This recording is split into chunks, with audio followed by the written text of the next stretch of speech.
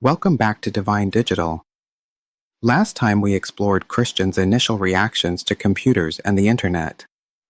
Today, we're examining how churches actually used this technology in the 90s and early 2000s, when downloading a single Bible verse took roughly the same time as reading the entire book of Psalms. Remember these?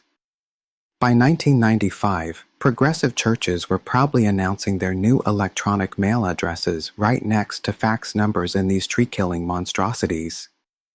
Contact Pastor Jim at revjim@aol.com, AOL keyword, Jesus. Yes, the kingdom of heaven was apparently accessible through America Online. You've got salvation.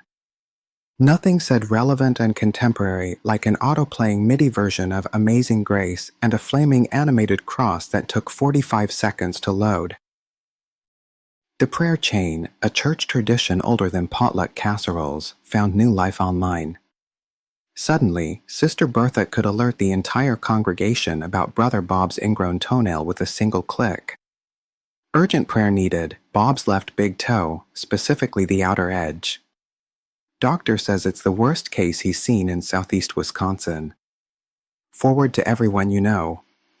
Somehow, these emails always included at least 5 different fonts, 3 font sizes, and enough forwarding arrows to guide the Israelites through the desert.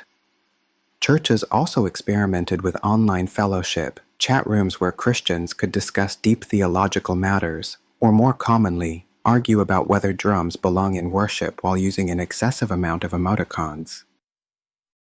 But no digital innovation caused more church committee meetings than the PowerPoint hymn. In MY Day, we held real hymnals. We developed neck muscles from looking down at the book and up at the choir. This screen business is of the devil. The great projection debate of the late 90s divided more congregations than the color of the sanctuary carpet. Traditionalists feared screens would destroy literacy, music reading skills, and possibly Western civilization itself. Meanwhile, contemporary worship leaders argued that free hands meant more could be raised in praise, though statistically, most freed hands just ended up in pockets.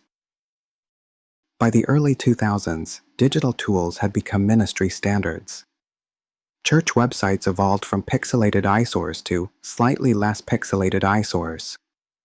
Pastors discovered the joys of sermon research, meaning they plagiarized famous preachers but changed just enough words to avoid detection. And most importantly, churches realized that technology was just a tool, neither heavenly nor hellish in itself. The real question wasn't, is the internet evil, but is showing cat videos during your sermon illustration appropriate? The answer, by the way, is only if the cat is clearly Christian. Next time on Divine Digital, the AI Men Corner, Christians confront artificial intelligence, where we'll see today's believers wrestling with whether ChatGPT is a helpful sermon assistant or literally Satan's chatbot. If you enjoyed this stroll down digital memory lane, smash that subscribe button harder than a church pianist on Easter Sunday.